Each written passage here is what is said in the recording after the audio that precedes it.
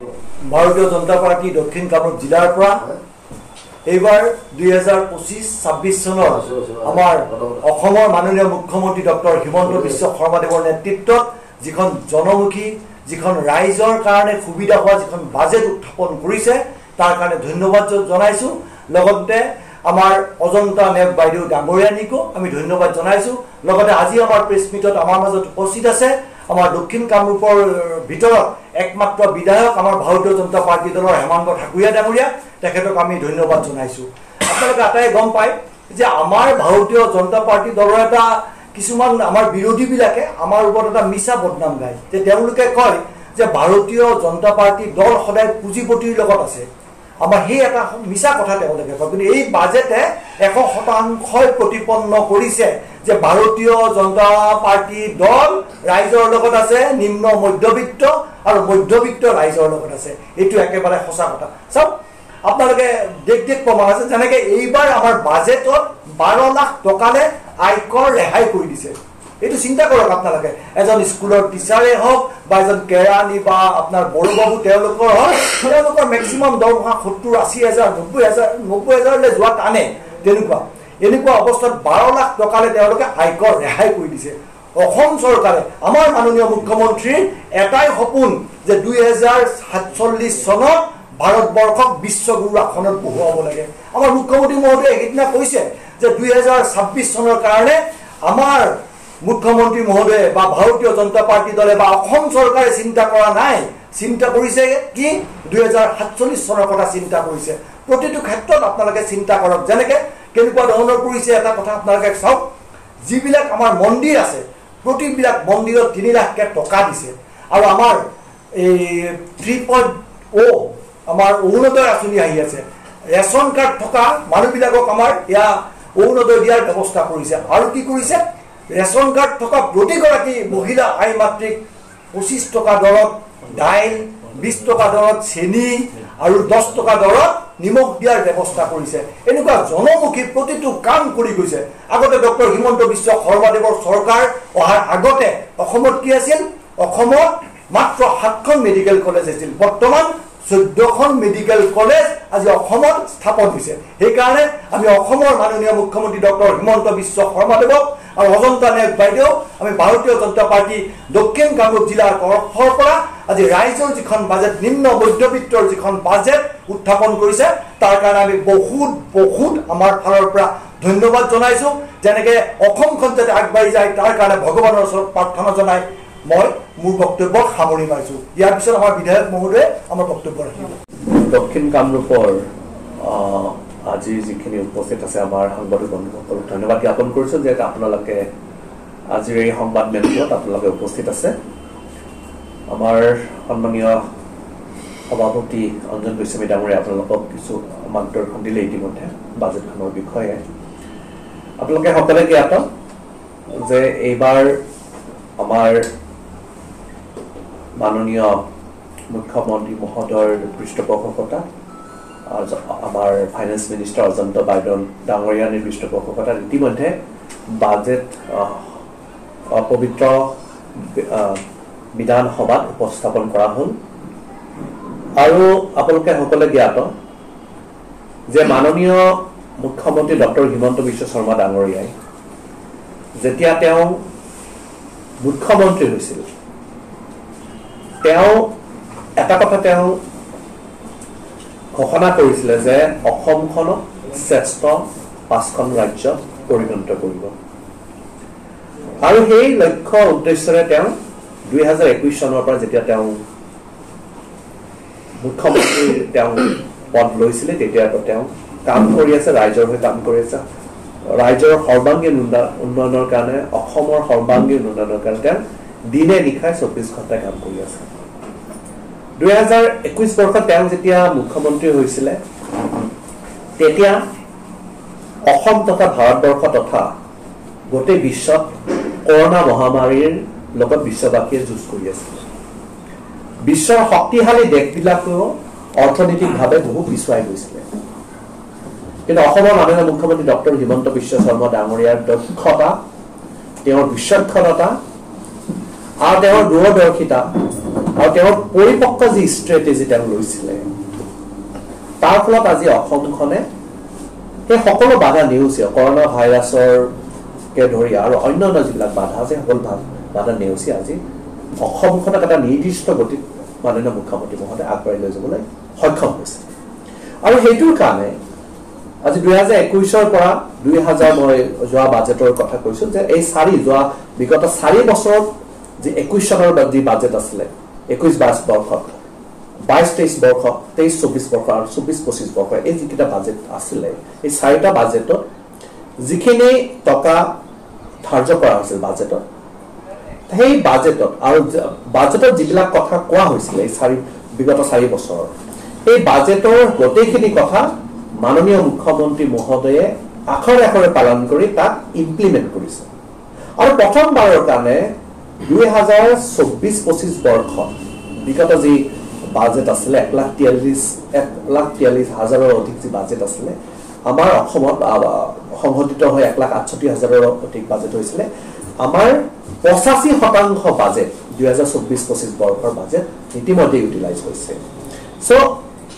প্ৰথমবাৰৰ কাৰণে অসমৰ ৰাজনীতিত ইতিহাসত 85% বাজেট ব্যয় হৈছে সো এইটোৱে হ'ল মাননীয় মুখ্যমন্ত্ৰী ডক্টৰ হিমন্ত বিশ্ব শৰ্মা ডাঙৰীয়াৰ দক্ষতা মাননীয় মুখ্যমন্ত্ৰী মহোদয়ৰ পৃষ্ঠপোষকতাত এইবাৰ অজন্তা বাইদেউ ডাঙৰীয়ানীয়ে আমাৰ ফাইনেন্স মিনিষ্টাৰে 1,53,428.75 কোটি টকাৰ বাজেট এইবাৰ ধাৰ্য কৰিছে মই ভাবো এইবাৰ 100% বাজেটে এইবাৰ ইউটিলাইজ কৰিব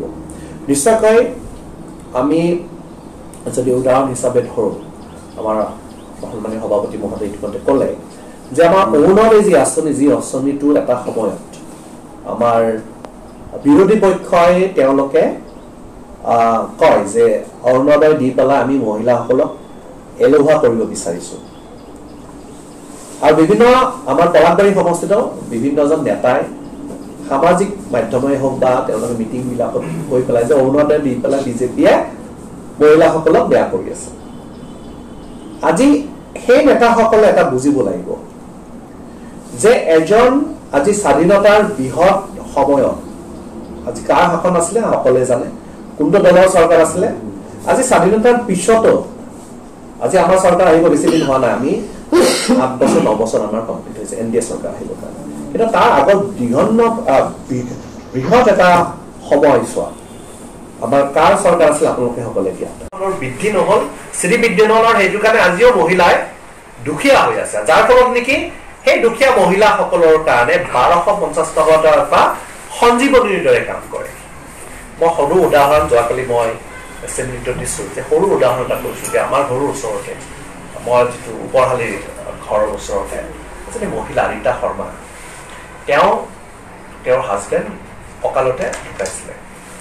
ছোৱালীজনী পঢ়া শুনাত ভাল মেট্ৰিকত ষ্টাৰ পাইছিলে আৰু ঘৰত কোনো সদস্য নাই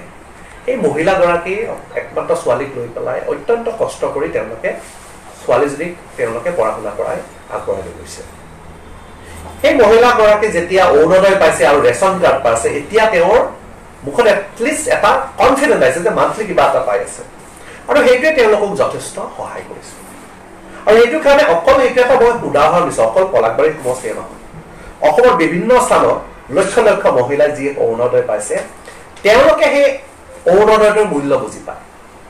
তেওঁলোকৰ জীৱনত যে সেইটো এটা সঞ্জীৱনীয়ে কাম কৰিছে সেইটো তাৰ মূল্য তেওঁলোকে বুজি পায় সেইটো কাৰণে বিৰোধী পক্ষই যিমান বুজিব তেওঁলোকৰ সেইটো বেদনা তেওঁলোকে সেইটো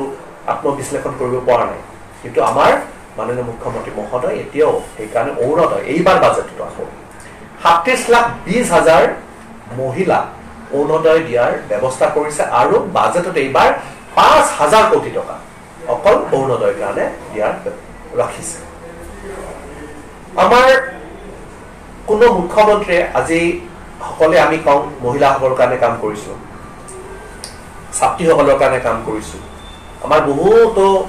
আগৰ চৰকাৰবিলাকে বহুত যথেষ্ট তেনেকুৱা ধৰণৰ কথা কৈছে মহিলা শিক্ষাৰ কাৰণে কাম কৰিছো এনেকুৱা ধৰণৰ কথা কয় কিন্তু প্ৰেক্টিকেলি কোনে কৰিছে আগতে কোনো মুখ্যমন্ত্ৰী ভাবিব পৰা নাছিল কিন্তু মাননীয় মুখ্যমন্ত্ৰী ডক্টৰ হিমন্ত বিশ্ব শৰ্মা ডাঙৰীয়াই তেওঁ এটা আঁচনিয়ে যুগুত কৰিলে যিয়ে আঁচনিৰ জৰিয়তে এতিয়া যিবিলাক আমাৰ ছাত্ৰীয়ে আমাৰ যিবিলাকৰ আমাৰ আৰ্থিক অনাটন থাকে স্বাভাৱিকতে সেই ব্যক্তিসকলে আমি যদি আমাৰ ল'ৰা এজনী আছে আৰু ছোৱালী এজনী আছে যদি আৰ্থিক অনাটন থাকে তেতিয়া ল'ৰাজনে যেহেতু ভৱিষ্যতে জীৱিকাৰ পন্থা ল'ব লাগিব আমি ছোৱালীজনীৰ পঢ়াটো চেক্ৰিফাইচ কৰি ল'ৰাজনক আগবঢ়াই যাওঁ যাৰ ফলত বহুতো ছোৱালীয়ে আধাতে যিবিলাকে ফাইনেন্সিয়েলি প্ৰব্লেম থাকে আধাতে পঢ়া শুনা এৰে সেই সকলো ছোৱালীক আমাৰ ছাত্ৰীসকলক সুবিধা দিয়াৰ কাৰণে আজি মাননীয় মুখ্যমন্ত্ৰী মহোদয়ে তেওঁৰ দূৰদৰ্শিতাৰ কাৰণে আজি নিযুত মইনা আঁচনি কাৰ্যকৰী কৰিছে আমাৰ পলাশবাৰী সমষ্টিৰ বহু উদাহৰণ আছে মই বাই নেম কৰিছোঁ প্ৰণামিকা ডেকা একেবাৰে ওচৰত ইয়াৰে ওচৰতে ঘৰ তেওঁৰ আৰ্থিক অনাটনৰ কাৰণে পেৰেণ্টছৰ তেওঁ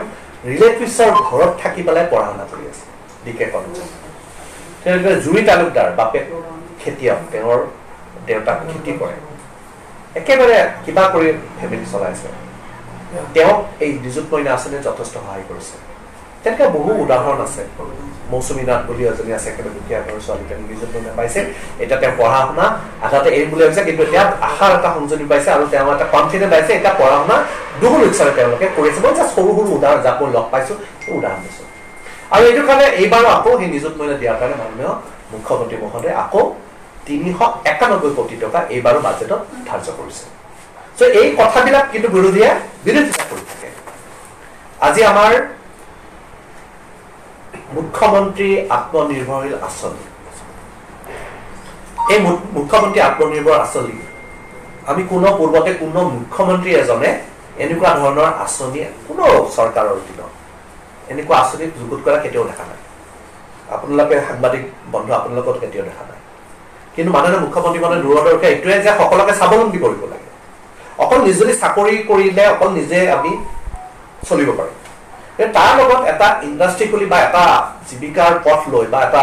সৰু এটা ইনোভেটিভ কথা লৈ পেলাই যদি আমি কিবা এটা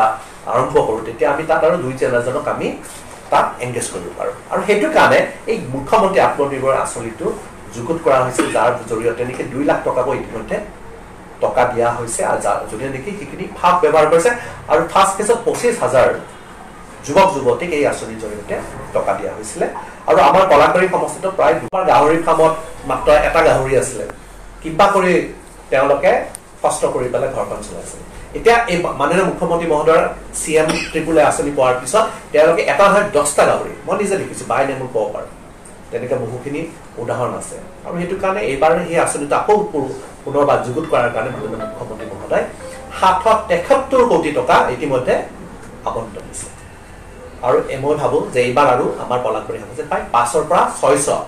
যুৱক যুৱতীক এই টকাটো আমি এইবাৰো দিব পাৰিম মই আগ্ৰহ প্ৰকাশ কৰি আপোনালোকৰ যদি কোনোবাই প্ৰজেক্টটো ছাবমিট কৰা নাই তেওঁলোকৰ ছাবমিট কৰা লাষ্ট গৈছে কিন্তু প্ৰজেক্ট আৰু যি আছে ইণ্টাৰভিউ যি প্ৰচেছ থাকে সেইখিনি আপোনালোকে যাতে সহায় সহযোগিতা কৰে তাৰ কাৰণে আটাইতকৈ ডাঙৰ কথা যে আমাৰ মাননীয় মুখ্যমন্ত্ৰী মহোদয়ে মুখ্যমন্ত্ৰী হোৱাৰ সময়ত কৈছিলে যে 1 লাখ চাকৰি দিব বিৰোধী পক্ষই কৈছে কেনেকৈ দিয়ে 1 লাখ চাকৰি ২০,০০০ চাকৰি দিব নোৱাৰে এনেকৈ এটা কথা কৈছিলে কিন্তু আপোনালোকে সকলোৱে জ্ঞাত যে মাননীয় মুখ্যমন্ত্ৰী যিদৰে কৈছিল যে 1 লাখ চাকৰি দিম ১,১৯,০০০ চাকৰি ইতিমধ্যে অধিক ক্ৰছ কৰি গৈছে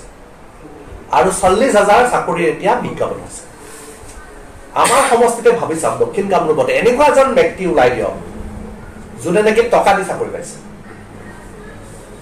বিনা পইচা 1 টকা এখন তামোল নোখোৱাকৈ মাননীয় মুখ্যমন্ত্ৰী মহোদয়ৰ চৰকাৰখনে ১,১৯,০০০ চাকৰি ইতিমধ্যে দিছে আৰু ৪০,০০০ চাকৰি আৰু বিজ্ঞাপন দিছে তাৰমানে ১,৬০,০০০ৰ অধিক চাকৰি মাননীয় মুখ্যমন্ত্ৰী মহোদয় ২০২৬ চনৰ আগতে দিয়াৰ ব্যৱস্থা কৰাইছে মই সৰু উদাহৰণ দিলোঁ আমাৰ সাংবাদিক আছে আমাৰ সাংবাদিক নহিৰা একেবাৰে দুখীয়া এঘৰ মানুহ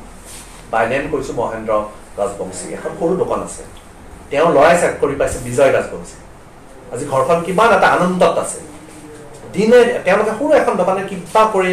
পেটে ভাতে খাই পেলাই আছিলে আজি ল'ৰাজনে তেওঁলোকে 1 পইচা নিদিয়াকৈ মেৰিটত চাকৰি পাইছে আজি সেই ঘৰখনত আজি হাঁহি গৈছে এই এনেকৈ যথেষ্ট বহুবিলাক এনেকুৱা উদাহৰণ আমাৰ অকল পলাশবাৰী সমষ্টিতে গোটেই অসমত আছে আমাৰ বিশেষকৈ অসমখনক যদি আমি আগবঢ়াই লৈ যাব লগা হয় অসমখন যদি শ্ৰেষ্ঠ 5খন ৰাজ্যত পৰিগণিত কৰিব লগা হয় তেতিয়া আমাৰ কিছুমান গ্ৰাম অঞ্চল চহৰলৈ পৰ্যবসিত কৰিব লাগিব। চহৰৰ পৰ্যবসিত মানে চহৰৰ পৰিৱেশ এটা দিব লাগিব। চহৰৰ পৰিৱেশ দিয়াৰ লগে লগে তাত আমাৰ গোটেইখিনি ফেচিলিটি আমাৰ ল'ৰা ছোৱালী পায়, যাৰ ফলত আমাৰ ল'ৰা ছোৱালীয়ে পঢ়া শুনা কৰি পেলাই এটা ভাল সুস্থ সুস্থ মানসিকতাৰে তেওঁলোকে আগবাঢ়িব পাৰে। সেই সুস্থ মানসিকতা দিবৰ কাৰণে আজি কিছুমান ব্যৱস্থা কৰা হৈছে, যে টাউনশ্বিপ বনোৱাৰ ব্যৱস্থা কৰা হৈছে। এটা পাইলট প্ৰজেক্ট হিচাপে আজি টাউনশ্বিপ বনোৱাৰ ব্যৱস্থা ইতিমধ্যে আপোনালোকে গমেই পাইছে ইতিমধ্যে, যে পলাশবাৰী আৰু জাগিৰোডত টাউনশ্বিপ বনাবৰ কাৰণে, পলাশবাৰীতো হ'ব আৰু জাগিৰোড এই দুখন চহৰত টাউনশ্বিপ বনাবৰ কাৰণে ইতিমধ্যে 8,000 কোটি টকা মাননীয় মুখ্যমন্ত্ৰী মহোদয় এইবাৰ বাজেটত দিছে। আমি দক্ষিণ কামৰূপবাসীৰ হৈ আমি মাননীয় মুখ্যমন্ত্ৰী মহোদয় আৰু ফাইনেন্স মিনিষ্টাৰ অজন্তা বাইদেউক আমি ধন্যবাদ জ্ঞাপন কৰিছোঁ। ইয়াৰ লগে লগে আমাৰ এডভান্টেজ আছাম, আপোনালোকে সাংবাদিক সকলে গমেই পায় যে এডভান্টেজ আছাম কৰি পেলাই কি কৰিলে, চবক সৃষ্টি কৰিলে, ধুনীয়া ধুনীয়া লাইট দিলে, কিবা দিলে, আমি অসমে কি পালো এতিয়াও কয়, বিৰোধী পক্ষে এতিয়াও কয়, আপোনালোকে যেতিয়া বুমটো লৈছে তেতিয়াই কয় যে কি পালো আমি অসম এডভান্টেজ আছাম কৰি পেলাই। আপোনালোকক জনাই দিম যে এডভান্টেজ আছাম যেতিয়া প্ৰথমখন হৈছিলে, ছেকেণ্ডটো আমি বহুত বেছি আৰু ভাল হৈছে, এডভান্টেজ আছাম প্ৰথমখন যেতিয়া কৈছিলে যে একোৱে লাভ নহ'ব, যিমান পইচা কৈছে একোৱে নাহিব, আপোনালোকক জনাই যে 87,291 কৰোৰ টকা ইতিমধ্যে এই এডভান্টেজ আছাম যি প্ৰথমখন হৈছিল তাৰ পৰা ইনভেষ্টমেণ্ট এতিয়া অসমে পাইছে। মই কোম্পানী দীঘলীয়া কোম্পানীৰ লিষ্ট আছে, কোম্পানীবিলাকৰ নাম নকওঁ আপোনালোকক, দীঘলীয়া লিষ্ট আছে। আছাম 2.0 যিটো আমাৰ বৰ্তমানো হৈ গ'ল, সকলো ৰেকৰ্ড ভংগ কৰি এইবাৰ মাননীয় মুখ্যমন্ত্ৰী মহোদয়ৰ পৃষ্ঠপোষকতা তেওঁ নিজে পৰিভ্ৰমণ কৰিছে, নিজে ছিংগাপুৰ গৈছে, নিজে জাপান গৈছে, নিজে কোৰিয়া গৈছে, বিভিন্ন দেশত তেওঁ গৈছে, গৈ পেলাই মাল্টিনেশ্যনেল কোম্পানীসকলক নিমন্ত্ৰণ কৰিছিলে। আৰু এডভান্টেজ আছাম 2.0 সেইকাৰণে এটা বৃহৎ এইবাৰ ছাকচেছ আমি দেখিবলৈ পাইছোঁ, কিয়নো এইবাৰ 5,12,000তকৈও অধিক কোটি টকাৰ ইনভেষ্টমেণ্টৰ কাৰণে ইতিমধ্যে চুক্তিত স্বাক্ষৰ হৈছে। আমাৰ পলাশবাৰী সমষ্টিও তাৰ বহুকেইটা আমাৰ অৰ্গেনাইজেশ্যন ইয়াতে আহিব, যি এডভান্টেজ আছামত চুক্তি হৈছে। আমাৰ পলাশবাৰী সমষ্টিত মই আজি ঘোষণা নকৰোঁ, আমাৰ পলাশবাৰী সমষ্টিত বহুখিনি স্কিম এডভান্টেজ আছামৰ 2.0 জৰিয়তে আহি আছে। মুঠৰ ওপৰত এজ এ হ'ল আমাৰ সামগ্ৰিকভাৱে এই বাজেটখন সকলো ছেগমেণ্ট, কৃষিয়ে হওক আপোনালোকে নিজে দেখিছে, স্বাস্থ্যই হওক, ইতিমধ্যে আপোনালোকে এডুকেশ্যনেই হওক, এডুকেশ্যনৰ ক্ষেত্ৰত আপোনালোকে জানে যে দক্ষিণ কামৰূপৰ বহুবিলাক স্কুল ইতিমধ্যে ধুনীয়াকৈ বনাই থকা হৈছে। আমাৰ অফিচৰ ওচৰৰ বৰালি হাইস্কুল প্ৰায় সম্পূৰ্ণ হৈছে, আপোনালোকে চাব যাব পাৰে, 8 কোটি টকাৰ যি হৈছে, ধুনীয়া এটা যিটো বিল্ডিংটো দেখিলে পঢ়ো যেন লাগে, আৰু এবাৰ যাতে পঢ়ো। আমি নিজে ষ্টুডেণ্ট আছিলোঁ তাৰে, আমি এবাৰ অঞ্জনাও তাৰে ষ্টুডেণ্ট আছিলে, আমি আৰু এবাৰ আপোনালোকৰ প্ৰায়বিলাক তাত ষ্টুডেণ্ট আছিলে, আমাৰ পঢ়ো যেন লাগে। RB হাইস্কুলত বনাই থকা হৈছে, ঠিক তেনেদৰে পলাশবাৰী বইজ হাইস্কুলৰ কাম 2-3টা আৰম্ভ হৈছে, ঠিক তেনেদৰে ছয়গাঁও হাইস্কুলৰ কাম আৰম্ভ হৈছে। ত' প্ৰায়বিলাক দক্ষিণমুখৰ বহুবিলাক শিক্ষানুষ্ঠান ইতিমধ্যে ভালদৰে বনাই থকা হৈছে। চ' এই ক্ষেত্ৰত অন্যান্য য'ত যি দিশ আছে, ইৰিগেশ্যন হওক, পাব্লিক হেল্থ হওক, সকলো দিশতে এই বাজেটখনৰ জৰিয়তে এবাৰ যে আমাৰ অসমখন যে এটা নতুন এটা ৰূপ দিয়াৰ চেষ্টা কৰিছে মাননীয় মুখ্যমন্ত্ৰী, অসমখন যে শ্ৰেষ্ঠ ৰাজ্যত সঁচাই পৰিণত হ'ব তাৰ এটা প্ৰতিফলন এই বাজেটৰ জৰিয়তে হৈছে। মই বেছি দীঘলীয়া নকৰোঁ, পুনৰবাৰ আপোনালোকক ধন্যবাদ জ্ঞাপন কৰিছোঁ আজিৰ এই সংবাদমেলখনত অহাৰ কাৰণে। আৰু ইয়াৰ লগে লগে আপোনালোকক জনাব পাই সুখী হৈছোঁ যে অহা 19 তাৰিখে মাননীয় আমাৰ মুখ্যমন্ত্ৰী মহোদয় পলাশবাৰীত পদাৰ্পণ কৰিব। আমাৰ এইবাৰ যি ঘৰ দিয়াৰ ব্যৱস্থা কৰা হৈছে, আমাৰ বহুবিলাক দুখীয়া মানুহক এইবাৰ বহুবিলাক ব্যক্তি এইবাৰ ঘৰ পাব। সেই ব্যক্তিসকলক প্ৰথম যিটো কিস্তি, সেই কিস্তি আমাৰ পলাশবাৰী সমষ্টিত চেণ্ট্ৰেল মিটিংখন পলাশবাৰী সমষ্টিত হ'ব। অহা 19 তাৰিখে আমি ভাবিছোঁ আগাৰ ৰামপুৰ ফিল্ডত আমি সেই সভাখন আয়োজিত কৰিম, তাত মাননীয় মুখ্যমন্ত্ৰী মহোদয় নিজে থাকিব। চ' সেইকাৰণে সেইদিনাখনো আপোনালোকৰ আটাইৰে সহায় সহযোগিতা আমি কামনা কৰিছোঁ। ধন্যবাদ।